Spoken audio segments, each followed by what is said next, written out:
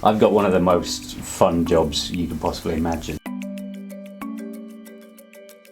Hi, I'm Chyaz Buffett. I'm Head of Design for Sky News. I'm Charlotte Bingham. I'm the graphics editor. I am responsible for the brand of the product. I look after things from an editorial perspective, so I'm not a designer at all. I work with the designers who are all absolutely brilliant, but I look after things like what sort of graphics do we need, what stories do we want to tell, are they accurate, do they have the right information in them, are they all in the right place, can we find them all, things like that. So yeah, more from a producer side of things. And one of the things that we're going to be doing this time around is we're going to be down at the London Eye, and we're going to be changing the colours of the London Eye into the party colours at the exit poll moment. We're going to have a little light show. We're going to be filming that from 2 locations, hopefully with a helicopter. We'll wait and see what the weather brings. But I will be splitting my time between Pod 17, which is where we sit, with the guys controlling the lights, and the top of the Royal Festival Hall and Hungerford Bridge, running around generally having a good time. I'll be in the graphics live area, so I'll be watching all of the graphics output with our operators and just making sure that everything goes out at the right time, in the right place, and just, you know, eating pizza nervously with everybody else.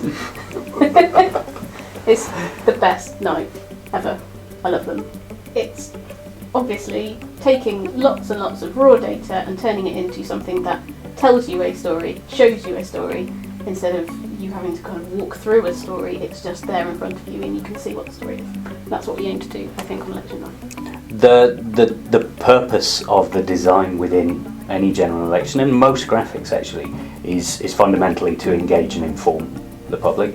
They're not mutually exclusive. You can't do one without the other. We've got to draw people in to tell them the story.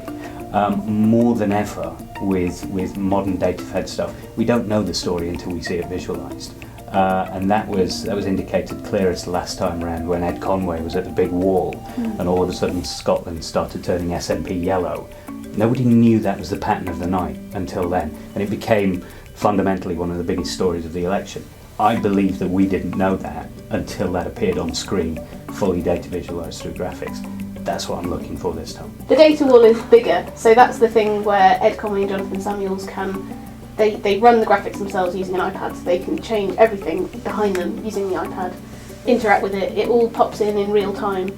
They can see what the data's doing, but then they can explain it themselves in whatever order they want. So we've updated the kind of ConLab traditional swing battleground. That's kind of like the swingometer, the old-fashioned swingometer in a nicer form. We've added things like the Brexit battleground, so very, very Leave seats and very, very Remain seats. There's modelling you can do to map the Leave and Remain vote onto constituencies, so that's interesting, I think. So there's lots more we can play with. There's nothing fundamentally more exciting in terms of data journalism than an election of some description. It is what we live and breathe. I will tell you that I've always come back to news because it matters. Because you are telling a story that's important to people, because it never stops, because it's real. And there's something magnetic about that.